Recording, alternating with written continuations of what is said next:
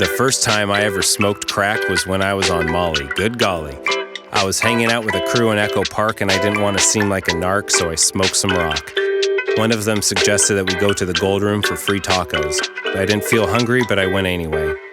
This was back in the early 2000s, so it was still pretty hood. They still had that back room you could smoke cigarettes in. You could get a shot of tequila and a beer for $4 and a shot with a bullet for even less. The crew went up to go smoke and I was just trying to stay upright. I remember clutching onto the bar and praying that I would stop vibrating. I stared down at the ground and saw a small glint of some bling under the table. Something about crack cocaine gives the user a certain superpower to notice valuables. A few feet over, I see a guy with a Trace A tattooed on his face, and he was on his hands and knees looking around for something. Any other day, I would have kept to myself. However, that soft, emotional openness that Molly gives you gave me the confidence to yell over the music to a gang member that, "Hey, your ring is over there." He picked it up and ran to me, and I flinched.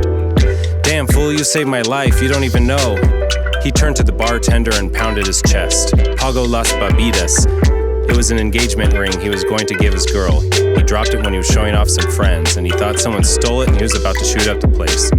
I took him up on his offer for free drinks and got so drunk the crack wore off. Later, a guy spun me around and accused me of spilling his drink, which, to be honest, I probably did. He told me to buy him another. I refused, not because I am tough, but just I didn't have any money. He shoved me over, and when I got to my feet, he pulled out a knife. I asked him to put it away. He yelled, "Who's gonna make me?" Just then, I felt a hand on my shoulder. It was my amigo with his 13 on his face and 6 of his Vato friends, and he answered, "Mara Salvatrucha, motherfucker."